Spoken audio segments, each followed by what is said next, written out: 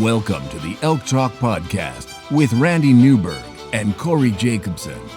Presented by the Rocky Mountain Elk Foundation.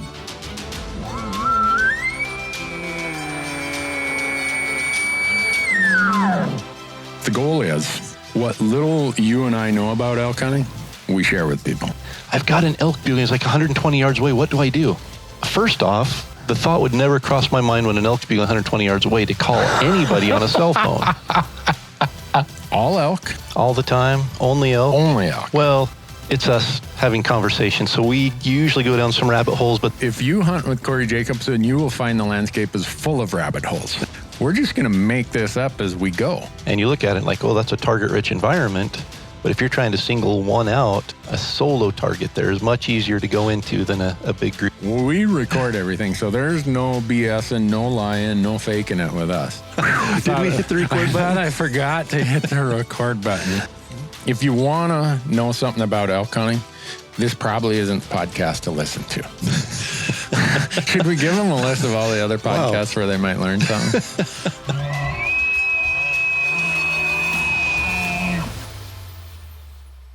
All right, folks, welcome to another episode of the Elk Talk Podcast. And today you are witnessing a first. This is my first time hosting a podcast solo. So Randy has deserted us and went to Alaska and is up there for most of the month of August. So that leaves me to host the podcast. So that may be a good thing or a bad thing. I guess we'll find out here in the next hour or so.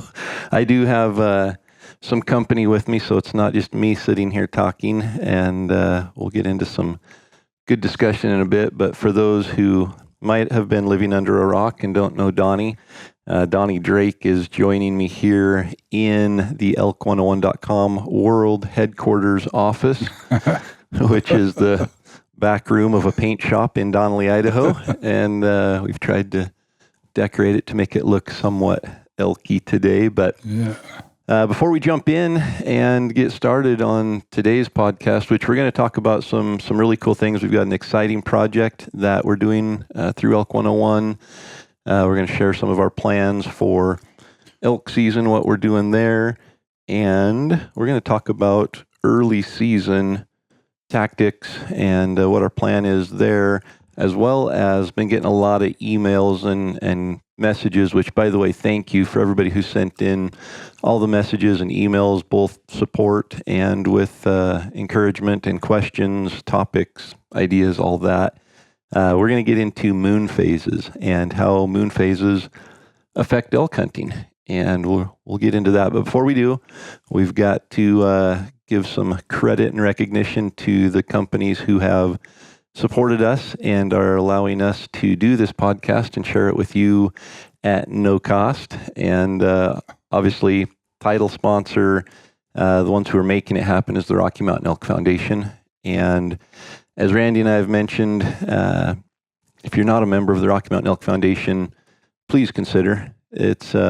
There's no benefit to Donnie and I or Randy if you join the Rocky Mountain Elk Foundation individually, but there's a benefit to all elk hunters if you sign up and become a member there, because the $35 that it costs you per year to be a member goes straight back into habitat improvement, into access, everything that we rely on as elk hunters, and a $35 contribution a year to benefit the future of elk and elk hunting, I think, is a pretty small investment for a really huge benefit. So go to rmef.org and you can sign up there if you're not a member. If you are a member, thank you. And there are always opportunities to volunteer, to go out in an afternoon and help with the project, to just be involved locally and see what the Elk Foundation is doing in your area. Next sponsor we have is Go Hunt. And if you'll remember, Go Hunt is offering a 30-day free trial on their insider membership, which is incredibly valuable. If you go to the Elk Talk link, which is at gohunt.com/elk talk, there's a special little landing page just for the Elk Talk podcast. You'll see a picture of Randy and I there. And if you go there, you can sign up from that page for a free 30-day trial, which 30 days is more than enough to get you everything you need to see behind the scenes. Right now, you're right in close to your 30 days of before season. So take advantage of it now. There's just a ton of content information there, in addition to the draw odds, in addition to the filter, which that's for me, the filtering 2.0. You can go through and select what state, what species, every aspect and goal that you have for a hunt, and it will highlight the units within that state that meet your criteria. And I know I've been looking, for mule deer, for elk, for everything, even looking into next year. But for this year, our plans are pretty much set, but there's still a ton of valuable information, even if you know where you're going in there. So plan B. Yeah, C, D, E. So go to gohunt.com/Elk Talk. Sign up for your free 30-day trial membership. And if you like it, you can continue. If you don't, you can cancel. No questions asked. And great opportunity there. Next sponsor for the Elk Talk podcast is onX Maps. And Donnie is probably, I credit him for turning me on to onX Maps, because I've used the chip forever. I've had a GPS. I use the chip.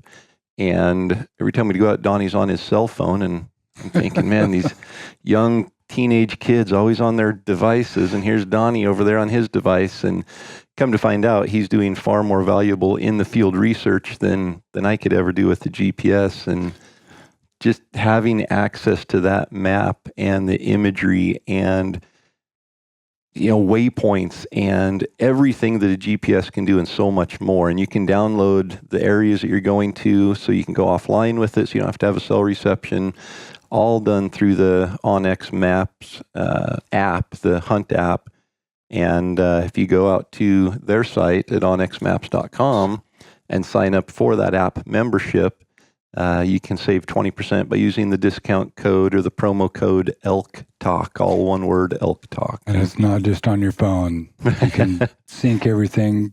That's why I like going back after the fact when I had some tracks or marked points or whatever, then get home in the off season. Now I can go and look and see, where did we go last year? Where did we have bugles? What areas, what drainages did we hit? What was next to those drainages? And you can see other stuff that was next to wherever it was that you left your track, if you're recording your track on your onX. Totally, yeah. And on the reverse, you can sit at your computer right now and look up all of these backup areas and put waypoints on the computer. So you can be on the computer, you can go out and cross-reference with Google Earth or anything else, set waypoints in the onX on the computer, and then that automatically syncs and shows up on your digital device on the app. So incredibly powerful. Again, go to onxmaps.com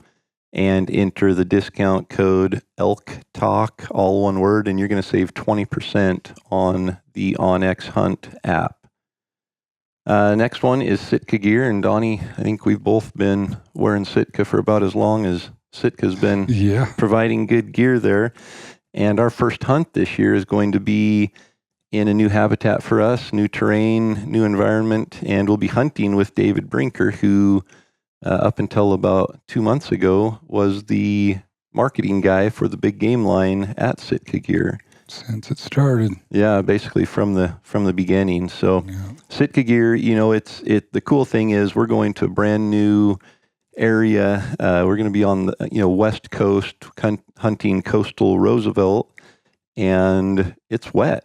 There's moisture over there, and so we're able to plan our gear system, our clothing system around where we're going, and basically use the exact same things we've been using anywhere else and add one piece or two pieces to be able to adapt to that actual climate and environment we're hunting in. So that's the beauty of Sitka gear. It's customized system layering for any situation you're in.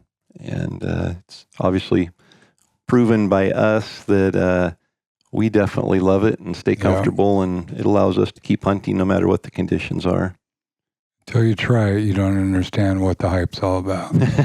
You spend one week hunting in it, and then you'll understand why.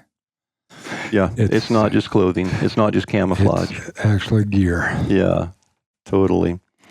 Next sponsor of the Elk Talk podcast is Gerber Gear and Gerber Knives. I've used a lot of different knives and definitely found that the replaceable blades, those kind of knives work best for me. That way I'm not stuck sharpening or looking for a sharpener. You get halfway through an elk and you've got to sharpen a knife blade. And the Gerber Big Game Vital and Gerber Vital are replaceable blades. They're, basically razor blade, sharp blades. Yeah. And easy to replace. You don't have to worry about cutting yourself. They've got the little button on there. In fact, I do have one sitting right here.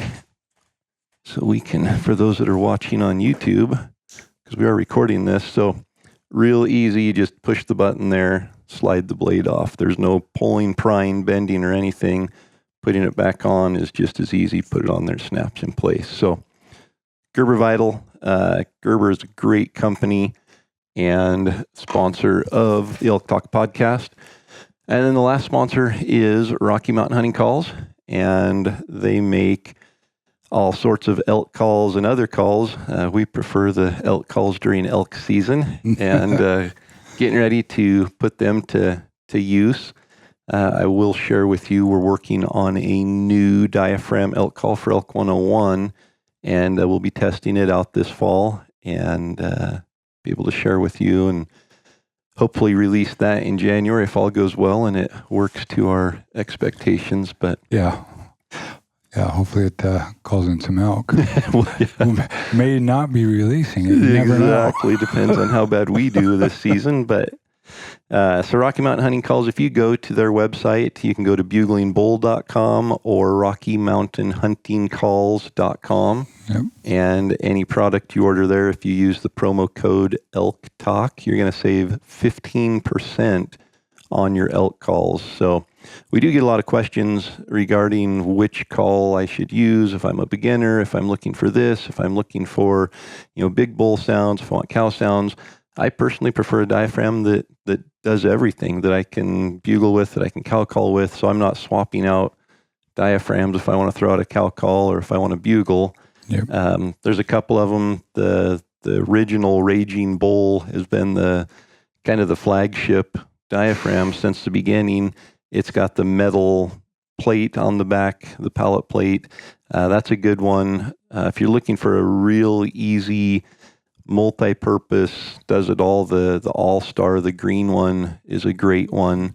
The Contender that we just designed last year and launched at the beginning of this year is a good one for longevity. The latex on it lasts a long time. Again, it's very versatile and will make just about any sound, but couple that with a good bugle tube. I prefer the Bully Bull Extreme, has an 1.25 inch opening at the mouth. Is that the same one you use? Same one I'm using. So those are some recommendations there. If you absolutely can't use a diaphragm, you gag on it or whatever, there are options there as well. The Temptress open reed cow call is a good one. And then the Selectable bugling system has an external diaphragm that you basically place your mouth on and blow on it instead of putting a diaphragm in your mouth. It works really easily too. Very easily. So go to rockymountainhuntingcalls.com or buglingbull.com. Order your elk calls there. Use promo code ELKTALK and save 15%. And that takes care of the business side of the podcast. Yeah. So let's jump in, Donnie. We've got a pretty full schedule coming up here. We leave for our first hunt on Friday, August 24th, first elk hunt. And we will basically be gone until October 7th, I believe. Correct. So we'll be home 2 or 3 days, 4 days, whatever, in between each hunt. But a couple of days to go home and wash our clothes and hopefully be washing some blood out of pants and packs and on to the next one. Exactly. It's going to be a lot of miles this year. We're starting over on the ocean, the Pacific Ocean, and hunting coastal Roosevelt elk, which for the first time for either of us, we've never hunted Roosevelt elk. So looking forward to hunting in a new environment and hunting a new species. Then from there, we go all the way back across Idaho and over into Wyoming. Yep. And hunt over there, and then come back to Idaho and spend some time here, and then finish in Idaho with the Hunt of a Lifetime hunt. The cool thing this year is we are going to be able to bring everybody along on our hunts with us. Yes. So, do we have a big bus that we're taking, and everybody can just pile on that, or how's that going to work? Spectator section. So we are, through Elk 101, Donnie and Dirk and I will be launching a project at the beginning of our season, and it'll be called Destination Elk. And it's going to be a day-by-day video series. If you followed along last year with Born and Raised Outdoors and the Land of the Free video series, be very similar to that with a couple of really cool twists. Last year we had the opportunity to hunt with Cody and Trent with Born and Raised Outdoors and had a great time there. The reaction, the engagement, and I guess just the response to that project was pretty impressive. A lot of people. The way that everybody out there consumed all of that material was overwhelming. So yeah, they rubbed off on us, and we'll try and provide some content as well. So we'll basically be bringing a cameraman along from the beginning, every step of the way, documenting each day. So basically bringing the viewers in to see what we do throughout. I mean, starting with getting ready in the morning, heading out, you're going to see the failures, the successes, the disappointments, the excitement, the bugling action, the lack of bugling action every single day. So we're going to have about 30 days of in the field hunting from August 24th through October 7th. And each day of that hunt is going to be posted on the Elk 101 YouTube channel. And that's going to launch probably about November 1st is what we're planning for. So we get back October 7th. Poor camera guy, John Abernathy, who's been with us a lot and knows what he's getting into here. He is going to get done basically videoing for 30 days and then sit down and start editing 30 days worth of videos for YouTube. And we'll launch that November 1st and then one video a day for however many days we ended up hunting in September. So pretty much the whole month of November, each day there'll be a new video there. So Destination Elk is the name of the project. The really cool twist to it is, yes, you get to follow along. You get to see all of the daily shenanigans and call-ins and everything, but we are going to be taking a time out in the field each day and providing educational components to basically illustrate something that we either messed up on, something we did right, something we should have done, something we did to prepare for that moment. So some of the biggest questions that we get from everybody else during the off season, how do you do this? How do you do that? Or why did you do this? Why did you do that? We'll try and capture that as it is happening. We have to be able to recognize when they're in that situation that, hey, this is a good example to try and show it. And so we're really using it as an instructional in the field, in the moment. If we're set up on a bull and he's hung up and we can't get him to come in, we'll stop. And that's probably going to be the hardest part is you and John. The hardest part for you guys is going to be grabbing me and saying, you need to stop for 2 minutes here and explain what we're doing, because I get into that kill mode and laser focus on that situation and don't stop and don't like to stop. So that's going to be a chore. I've been on Amazon like for 2.5 weeks straight searching, trying to find the right bit to put in your mouth to be able to yank on it to get you to stop. So I don't know. We watched Mission Impossible the other night, and they have these little devices. They just hit you in the neck, and it kind of zaps you and makes you sit there for 2 minutes. So maybe something like that. I'll be running and gunning, and all of a sudden you guys will sneak up behind me and zap me in the back of the neck with a needle. And but no, we're going to try really hard to share. Knowledge is the wrong word because that makes us sound like we're smart, and that's certainly not the case. We just want to share what's going through our mind, the tactics that we use, the strategies we use in the moment, so you can see what we're faced with, what we're struggling with, what we do to try to overcome it. And it might be an epic fail, and then we can talk about that and why it went wrong. Or we can talk about, okay, here this bull was doing this, he had cows and he was moving up the hill. We kept pressuring him, and what we're going to do is let him kind of get away and settle down.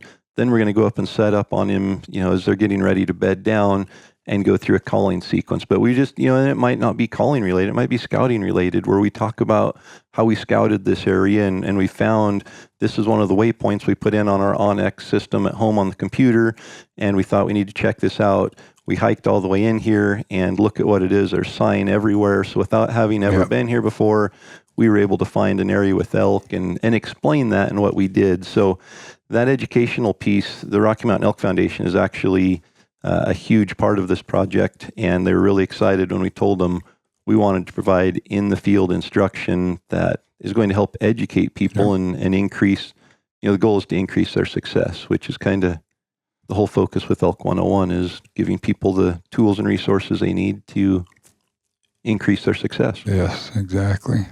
So that's the project in a nutshell. We're super excited about that. We'll hopefully you have an opportunity to see the logo that we have, and follow along on that, because it will be, we'll be posting some stuff on the Elk 101 Instagram and on our personal Instagrams, but it'll really kick off November 1st when the videos are available to watch. So let's talk real briefly. I know we went through our kind of calendar of where we're going to be geographically.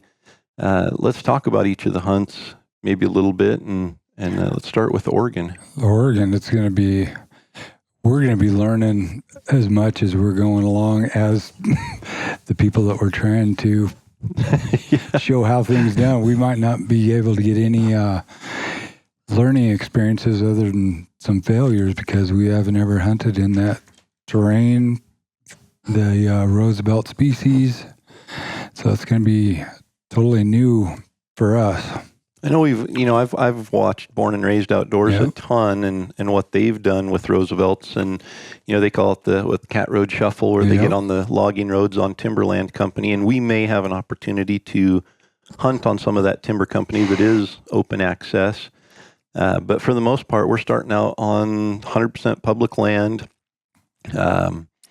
From what I've been told, so we're hunting with David Brinker. He actually lives in Oregon full time now. He grew up over there. And he's been out. In fact, I just sent him 3 stealth cam trail cameras to get set up over there, so we can at least hopefully see some animals before we get there. But from what he's described it's really steep. It's really rugged.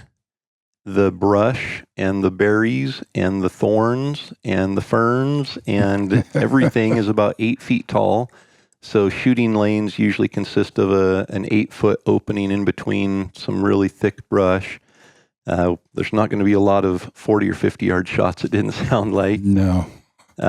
There's all sorts of spiders and crawly things and hornets and yellow jackets. Oh, wait. And no snakes. About that. There's no snakes, so I'm okay. Okay, good. But completely new. And I grew up in North Idaho, so we have brush. I'm not, opposed to or a newbie when it comes to hunting brush, but I think this is brush on steroids. Yeah. And big old ferns and I did look at the weather. Constantly wet. And I was just going to say, I looked at the weather, and the weather's great. The highs are right now in mid-August, highs are in the mid-70s to low 80s. So temperature isn't a huge deal, but you get moisture pretty much every night right there on the coast. And so everything's wet all the time. And so that's, gaiters. We're going to definitely wear gaiters and keep our boots as dry as we can. But gear is going to be important, and we're going to be continually wet. I think the camping situation is kind of exciting. Yeah, we're going to try something new this year. We're going to haul the tent trailer over and be able to sleep in a bed, like with a hard floor instead of a sleeping pad in the tent. Get up in the morning with a heater if we need it. We've got a stove in there. So yeah, this is I think the first time we've ever elk hunted out of a tent trailer, out of something other than a tent camp or a bivvy camp. Yep. So the cool thing is, a lot of that area is accessible by logging roads or, county or state roads. And so we'll just camp in a central location and get up every morning and head to the area we're hunting, come back and have a place to hang up our clothes to dry out and make some dinner. I think we're still planning on quick meals and, we're staying at a tent trailer, but we probably won't be cooking a lot of meals. We'll boil water and add it to a off-grid dinner or something. A little too tired when we get back to be able to cut up some potatoes or get up in the morning. So I want to go with Casey and the Hush guys, and they know how to do breakfast and the midday lunch.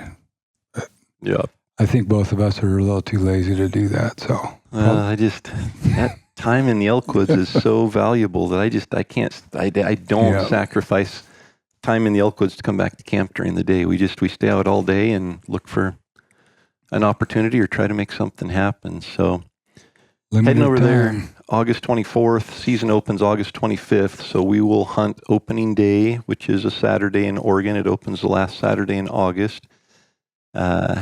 And we'll get into moon phases here in just a bit, but you'll notice that the full moon this year lands on August 26th. So we'll have a full moon, 98% full on the 25th, full moon on the 26th, pretty much that entire week. By September 1st is our last day. We'll be traveling home September 1st, and it's still over 3/4 full. So we'll be dealing with that. We'll talk about that, but we'll be coming home September 1st, which is Labor Day weekend. And like Donnie said, hopefully doing some needed laundry. And then I think the hunt I look forward to the most each year, and that's the one that you and Dirk and I do together and have done for, I don't know how long now, years. Yeah. And, we're heading back to the Wyoming high country, and it's a general tag, public land, just the most scenic, beautiful elk country. And that coupled with, just the camaraderie of our hunting group is something I look forward to probably more than anything else during elk season. Staying away from the grizzly area this year so that we don't have to contend with that and be able to sleep in peace. Make little mistakes like leaving trail cameras behind. And if we set out a trail camera this time, it won't be nearly the situation we were in last year when we had to go and retrieve the trail camera from a elk carcass that we had placed to be able to video the grizzly bears without realizing we had to go back and get that camera. Yeah. And it was almost dark. But heading to Wyoming, an area we know. So we've been there. I think we've hunted. This will be our 5th time hunting this area. So we're really familiar with it, and that's always exciting to go back and go into, as opposed to going to Oregon, or someplace we've never been, never even set foot in, and we'll be showing up the night before with an hour or two just to lay eyes on the land and come up with a game plan. So we'll hunt Wyoming. So I don't remember what the date. We're leaving the 6th, I believe, is a Thursday, September 6th. We'll hunt maybe that night, and then hunt through the 15th, I believe, is the next Saturday. So we'll have, I think, 8 days of hunting in Wyoming, and then come home for 3 or 4 days. Then we're headed to eastern Idaho to take out a winner of the hunt that was given away last year through Mountain Ops. Yep. So we've got a gentleman from Texas who was the hunt winner, and really cool because everything, with the University of Elk Hunting online course, which is, kind of the platform that we gave the hunt away through last year with Mountain Ops. We teamed up with them and gave that away, and it was a I remember $8,000 package, I think, between being able to go elk hunting and then all the gear we gave away, fully outfitted with, clothing from Sitka, with coolers, bows, arrows, Packs, boots, packs. Everything he needed. And this gentleman who won the hunt from Texas, he's been elk hunting, I believe he said 9 or 10 times, and has yet to kill an elk. And so we'll be put to the test for sure, trying to provide him with some opportunities there. So that's going to be really exciting and fun. I think especially on a day-by-day series, to be able to meet this guy and then be able to root for him to get his first elk, and follow along day by day to see the struggles there. To hear a little bit more of his story, I think is going to be really, really fun. Yeah, to see some of the questions that we forget about, that we don't even think about, that are important in somebody that hasn't done it as often or is from out of state, basically. Yeah. He's coming to terrain that he's never seen before. He's looking at it on Google Earth and on X, and now he gets to see that sometimes Google Earth and on X really lie to you about how steep stuff is. We talk about that all the time. And our adventure shed hunting this spring was a prime example. Donnie and I researched an area on Google Earth and thought we had it pretty well dialed in and knew where we were going, and had a drop-off point from a jet boat to go into the backcountry and then hike up into this basin that we just knew was going to be loaded with elk antlers. And I think the plan was to hike up the bottom and get there, and it would take us 2 to 3 hours to get to this point that was 2 to 3 miles away. And 24 hours later, we made it to that point and realized we didn't have enough time to actually get up into the basin we wanted to get to, and turned around. It took another 24 hours almost to make it back to catch the jet boat out of there. So, what looked on Google Earth to be, it's a steep hillside, the contour lines are close together, was pretty much a 3,000-foot vertical rock face, and wasn't a lot of fun to go up or down. No, it wasn't. All 6 times. Yeah. So it'll be exciting to hunt with him here in Idaho, and we're hunting, I think, 5 days. We start hunting on the 19th. Is that right? Remember, 19th through the 24th, something like that.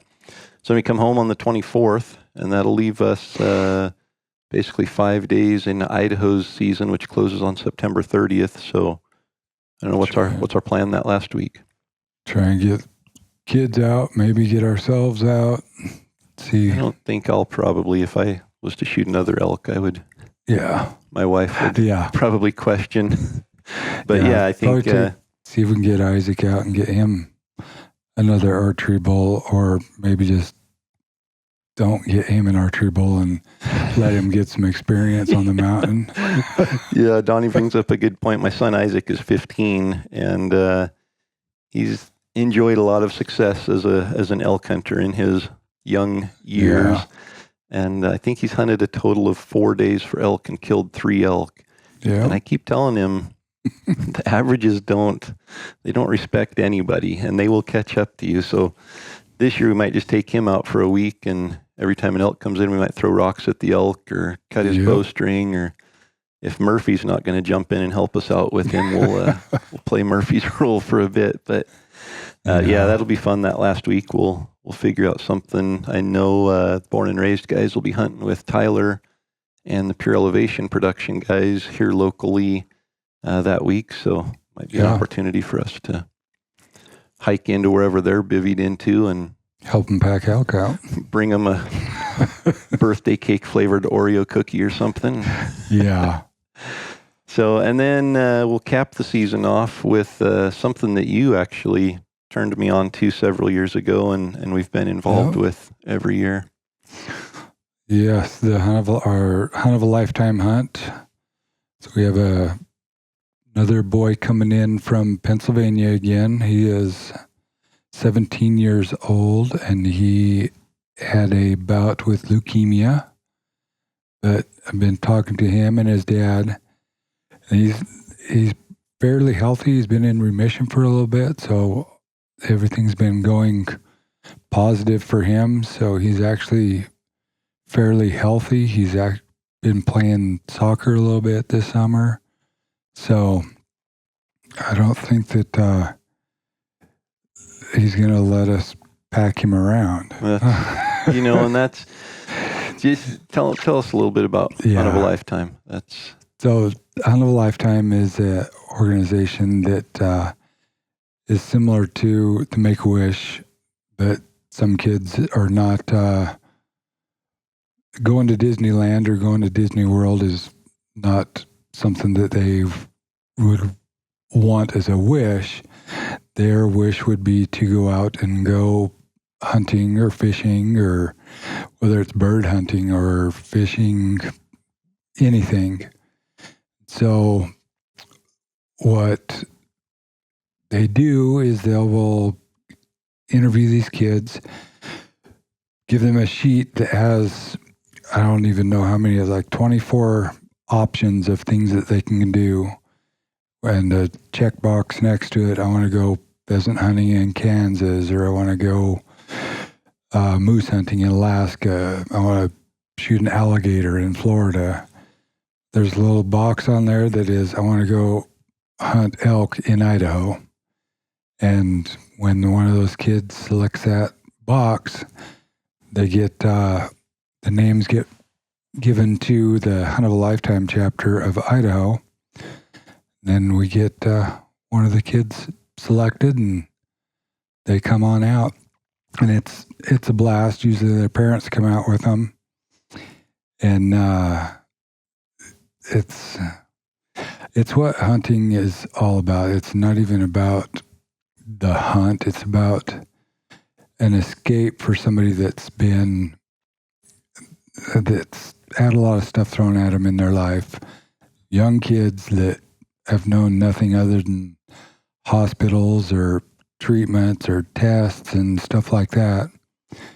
So they come out here, and just a group of guys that gets together, we treat them like just another hunter. Don't even really want to talk about their medical conditions. Do we just want to talk about, life, talk about hunting, get them, every one of them that's come out, it's been hearing their very first elk in the wild and seeing their first elk. It's just, and it's not only for the youth that is coming out, but their dad, just being able to assist and be part of a dad and a son or daughter going on there, or even a mom and their son or daughter going and experiencing a hunt together like that it's definitely rewarding and heartwarming, and it's the last hunt of the season most times, so you're kind of burnt out on hunting, but it definitely fills your heart for being motivated throughout all the winter and spring too. Well, and I think for me, Donnie went the first year. Caitlin was the hunter, and you form a relationship and a friendship with these youth that come out with their families. And Donnie got back and he's like, "We've got to do this. It's life changing. I can't explain it. You just have to be there just to see everything and experience it." And so the next year, we were fortunate enough. We talked to the Idaho chapter, and they allowed Elk 101 to kind of host a camp, and so we were able to put together some of the greatest elk hunters that I know to come out and help facilitate this camp. And it was a blast. There were 2 youth there. We shared a camp with one of the other Hunt of a Lifetime camps. And, I just remember Harrison, he was, I think, 8, came out, and Idaho makes an exception for those with life-threatening illnesses. They provide 5 tags a year that they can basically go anywhere there's an open season. So we're able to go to a draw unit, a limited controlled hunt unit, and hunt with a rifle during the rut, which is really incredible in and of itself. Yes. But then also to be able to hunt at 8 years old, because these kids don't know what tomorrow holds. And so if their dream is to go on an elk hunt, the Idaho Fish and Game provides that opportunity for them. So Harrison at 8 years old came out, and his dad just shared the importance of that hunt. And he said, for the last 2 years, from the time he was 5, I think, was when he was diagnosed with leukemia, he had been in hospitals. He had ports dripping the chemotherapy treatment. Yeah. And even when he came out, he still had that. And he said, that has been his only bright spot for a year, was looking forward to going elk hunting. That every time he'd go in for a doctor's treatment, or every time he went in for these different appointments, the bright spot was, have we heard anything from the guys that we're going elk hunting with? Or, 3 months until we get to go elk hunting. And like you'd mentioned, that's what they looked forward to. That was their bright spot. That was their hope that got them through a lot of what they were going through. And I think for me being there that first year, it really opened my eyes to how blessed we are to be able to just go out and run and gun and go all over the western states hunting elk, and something we take for granted. I think we really do sometimes just overlook how special it really is. And to go out there and to see somebody, that's his dream. Like you said, he didn't want to go to Disney World. He wanted to go on an elk hunt with his dad. And to be able to be a small part of that, and to be able to share that experience, and to be able to share something we love with somebody who's never experienced it before but wants to experience it. Yeah, it puts everything into perspective, and especially at the end of the season, I think it kind of recharges us and puts everything into perspective. And there hasn't been a single time I've been there, and this is our, I think, 4th year now, hasn't been a single hunt that we didn't experience some hardship. And it comes down a lot of times to the wire, and you'd think, out in a controlled hunt with a rifle, all of that. But, you mentioned backpacking. We carried these kids on our backs, piggyback style, or on a pack frame to get them into where the elk are, because sometimes 100 yards from the road is as far as they can go. So that's a special hunt, and excited for Austin. Last year, he did not want us to pick him up and pack him. It was just out of his comfort zone altogether. He did not want a back. Didn't want a piggyback ride. He did not want a piggyback ride. Finally, we had an elk bugling, and we're like, we got to get up there. So on one of the first days, it's okay, just hop on. We're just going to go a little bit, and you can get off. Well, that piggyback led into everywhere we went. Can I get a ride? Can I get a ride? Can I get a ride? Yeah. So. And it was funny that last day when he actually got his elk, we'd found a group of elk, and I knew they were physically too far away from where we could get him to. And we just kept telling him, I think they're just around the next corner. And he finally put his foot down and said, you keep saying they're right around the next corner, and they're not around the next corner. I can't go any farther. And I think Donnie was looking at me saying, see, somebody else sympathizes with how we feel trying to follow you around the elk woods. That's always my thing. I think let's just go over one more ridge. And I always see Dirk and Donnie rolling their eyes and lacing their boots up. But that's a special hunt, and definitely... I think Hunt of a Lifetime has chapters in a lot of states, so look it up. Go to their website's huntofaLifetime.org, and just see if there's a chapter near you, because they can always use help, whether it's financial contribution. They do events to raise money. If you can volunteer time and go out and spend a couple days to be in one of these camps, and it's not all elk hunting. Like Donnie said, they'll do pheasant hunts in Kansas, or fly fishing in Montana. There's a lot of opportunities. Hunts, everything. So great organization, and we're definitely excited to play a small part and be involved in a small way there. All right, well, let's spend a few minutes here talking. We're at the 45-minute mark, somewhere in there, so we've got 10 or 15 minutes here. We don't want to drag these out too long. We want people to be able to digest it. But let's talk moon phase, because I've been getting a ton of emails, especially this year, on how the moon phase affects elk hunting. And I know, we've experienced Donnie hunting on full moon and having it affect the hunt, as well as having it affect the hunt in a positive way. Yeah. One night it can be totally everything against it, and the next night it's like, Same moon. What turned it? Was there no moon? Did they not see all the light? So there's a couple things I wanted to touch on that. A couple of emails that I received. One of them was, we always hunt the last week of September. That's the peak rut. That's the most bugling action. But this year it's a full moon, and we're hunting in Idaho during that last week on a full moon. Are we making a mistake? Did we plan incorrectly? And so I just want to touch on a couple things to kind of set the stage for this, but full moon has an effect on elk. But depending on where you're at, I don't believe it has as much of an effect as sometimes we give it credit or blame for. There's a couple things going on. So first off, during a full moon, it's bright. That full moon's out, it provides more light, and that allows the elk to stay out all night and feed and rut. And so what they're doing, instead of laying down at night when it's dark, they're feeding and rutting all night, and first thing in the morning when it gets daylight, they're heading for the bedding area. So you don't have the 2-hour lag where they're feeding and rutting at first light anymore. They're now heading back to the bedding area a couple hours early. So that action first thing in the morning is sometimes limited, if at all. And then again, the reverse in the evening, they're staying in their bedding area until it's almost dark. And then they're coming down, and you don't have those daylight activity and action that I think we're used to, especially during the peak rut. They're still very vocal, but it's at night. Yeah. And so a lot of times, hunters go out on the full moon. There's no activity. They aren't hearing any bugles. They'll get a bugle right at daylight and then not hear it again, or they'll hear one right as it's getting dark. And that's a pretty common scenario. A couple things I've noticed. Well, let me jump back just a bit.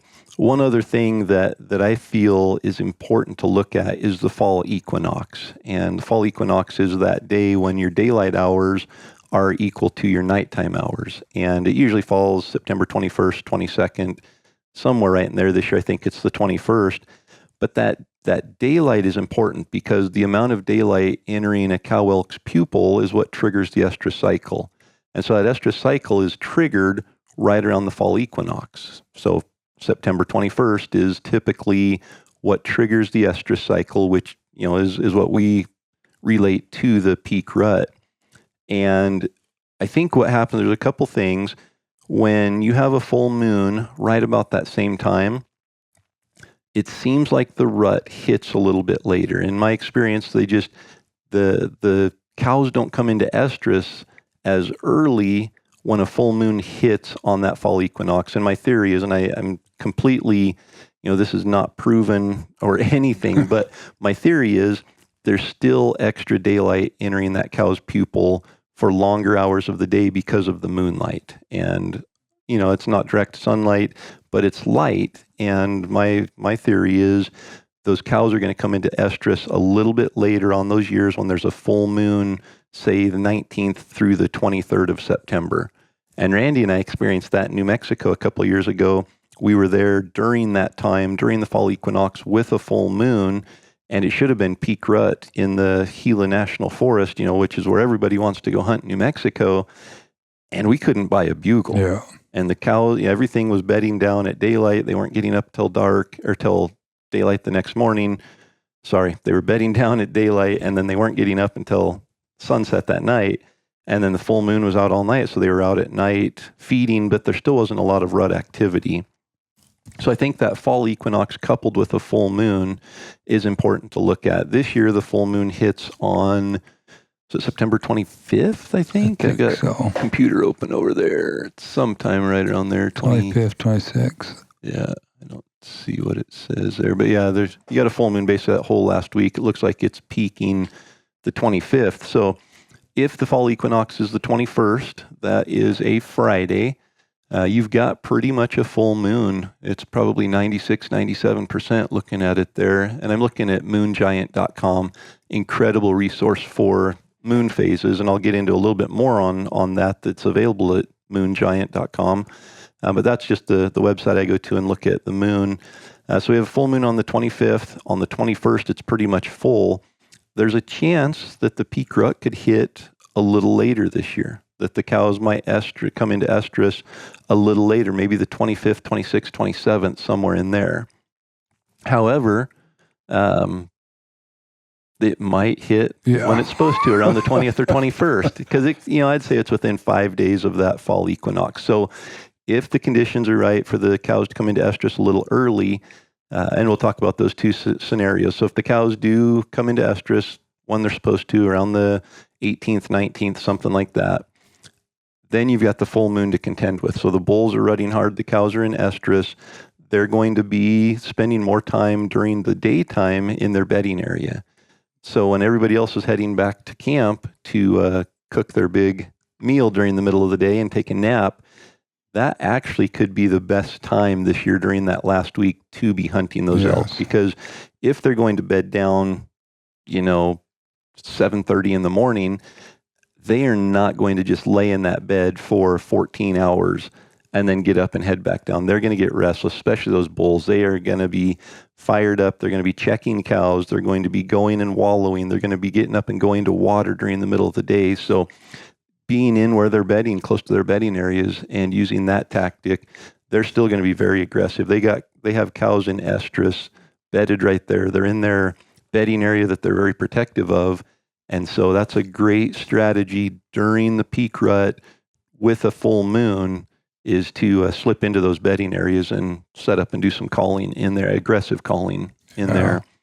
On the flip side, if the cow's estrus late because of that full moon, and they don't actually kick in till the 26th, 27th, 28th, somewhere in there into that full estrus, it's going to be tough during that week of, say the 20th through the 26th, 27th, somewhere in there. It's going to be tough hunting, especially if it's hot and dry. They're going to be bedding down. The cows aren't in estrus. The bulls aren't going to be as aggressive and fired up. So it might. Yeah. You just never know. And then you could have weather. Yeah. We had snow in the beginning of September when there was supposed to be a full moon. Yeah.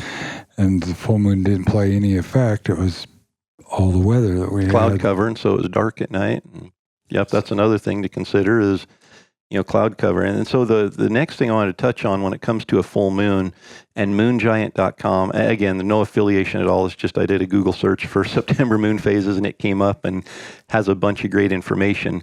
But if you click on the specific date, so if you click on September 20, let's say 25th, you click on that date, it'll bring up an actual hour by hour chart of where the moon is in the sky. And that's really important because you can have a full moon that is actually exposed during the day, depending on the rotation of the earth and everything.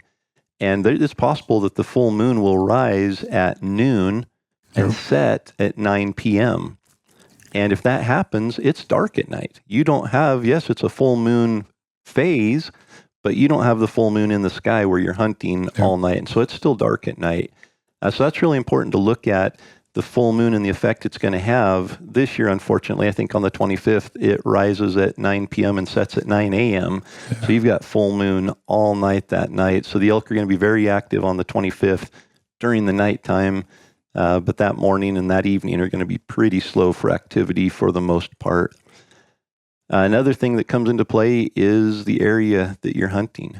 And I've said forever, full moon has no effect on elk. I'll hunt them anytime on a full moon. I don't worry about planning my vacation around that. And that was based on my experiences hunting in Idaho, where it doesn't have as much effect. They're still, they act differently than elk do in a desert state like New Mexico or Arizona or Utah or Nevada. And I found the same in Wyoming. I'll hunt on a full moon in Wyoming, Idaho, Montana, and not even consider the effects that it'll have. Yeah, it might mute their activity a little bit first thing in the morning and last light, but midday hunting is so good in those states that I don't worry about it. You get to a place like Arizona, and we went there in 2008 during a full moon.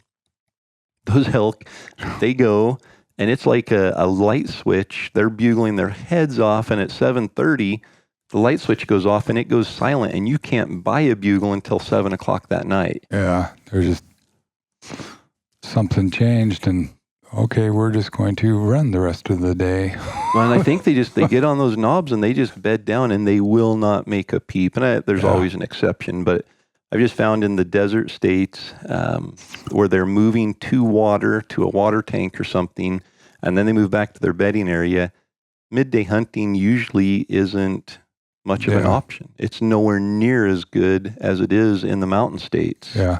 So when you and Randy were down in New Mexico, I remember calling you and telling you how many bugles are going on up here right now, because I was in Idaho hunting while they were down there, and it was a rut fest here, and Corey's like, I cannot get a single bull to respond, and I'm going to have to spot and stalk.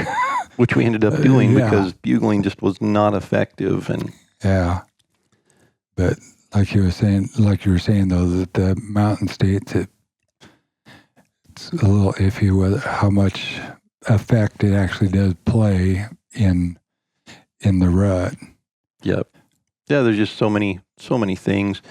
So for our season, we're starting August 25th in Oregon, which is a full moon. It's like the peak of, I think the 26th is the actual 100% full moon. So we're going to have full moon that entire week, which is going to be interesting to see what effect it has, because in what I've learned, and I am certainly I'm not speaking from experience, this is in research because this is my first time hunting Roosevelts, but they don't travel near as far as Rocky Mountains. Their habitat, the areas that they seek refuge and feed and water and everything is typically really small. And if you do bump them, they're going to go 300 yards into a reprod or into a thick brushy area and bed back down.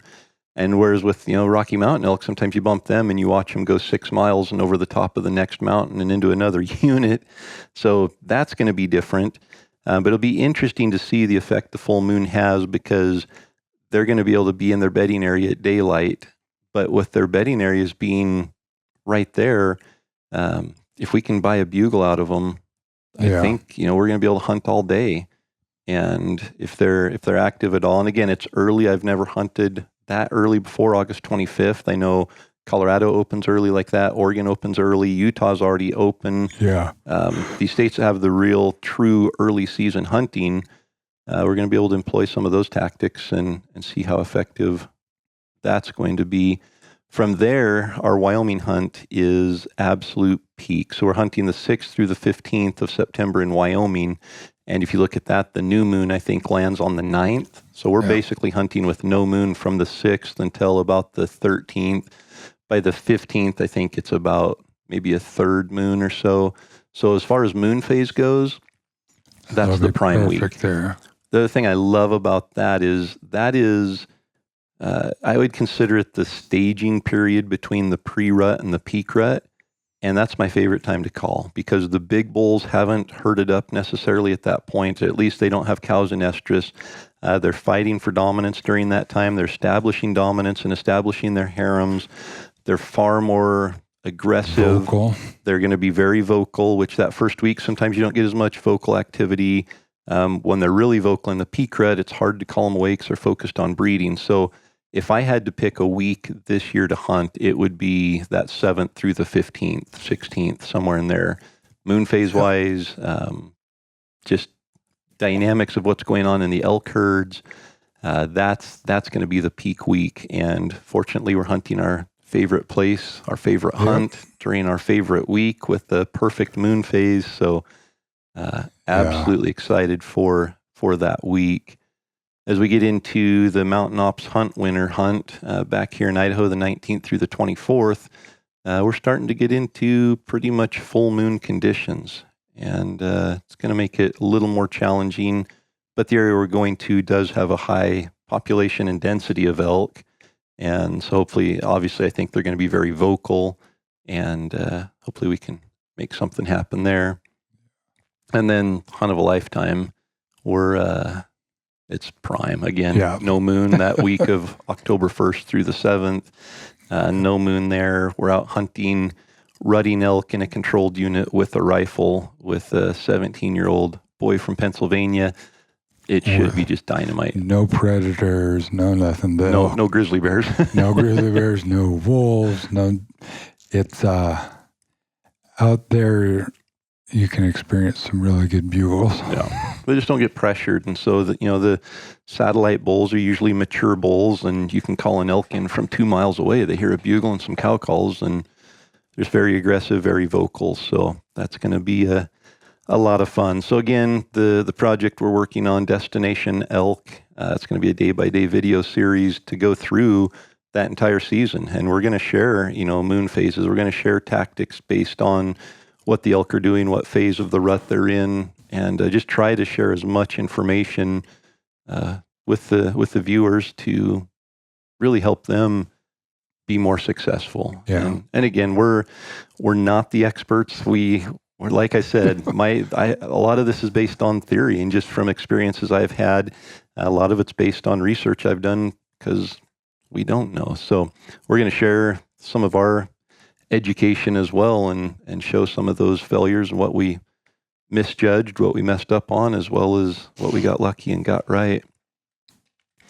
So I guess, Donnie, one of the topics Randy and I talk about with a lot of our guests, and we went through episode 2 and 3 were on our top 5 mistakes. So is there an experience that comes to your mind that maybe summarizes the number one mistake that you've made, or that you still make, or that the thing that you had to learn to overcome to help you become more successful?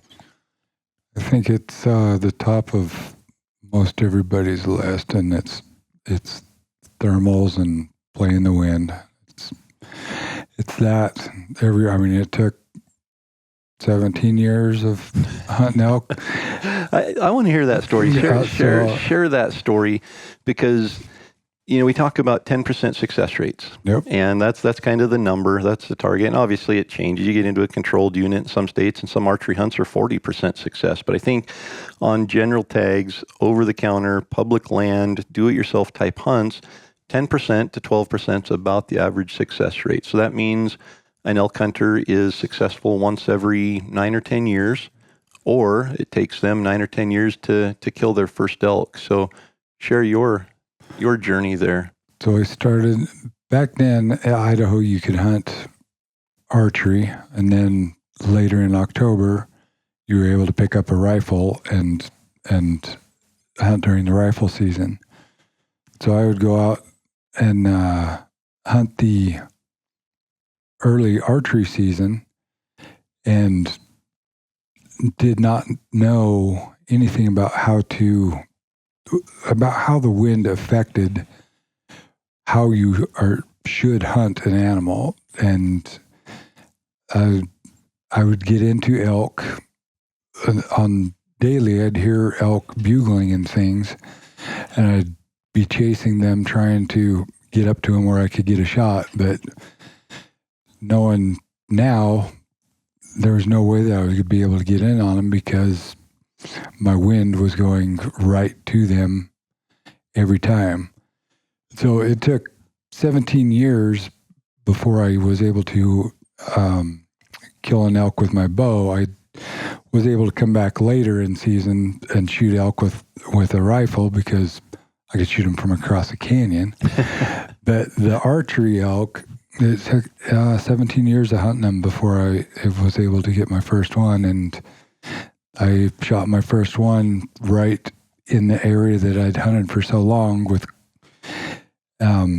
took Corey in there, and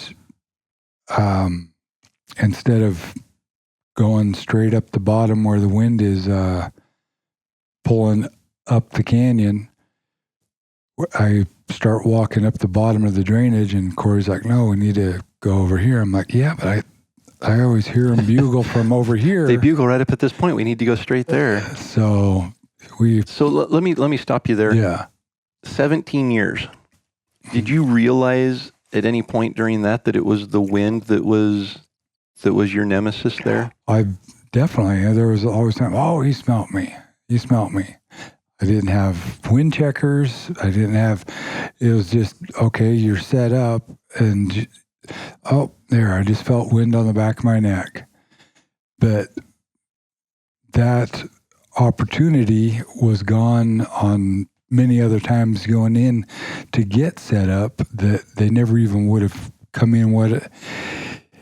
I hear that a lot from hunters. It'll send an email and say, hey, this area I hunt, there's tons of elk in there, but I just can't call them in. Every time I even get close to them, I get within 400 yards and they just clam up and go quiet. Immediately, my first thought is, there's a reason they're going quiet when you get close to them. It's not natural for an elk to get quiet when you get close to them. Either they, maybe they're hunted really hard and there's a lot of pressure, and that's the first thing. If they're hunted hard and there's pressure, yes, they get bumped a lot, and pretty soon they get cautious to hearing bugles, especially if they don't sound realistic.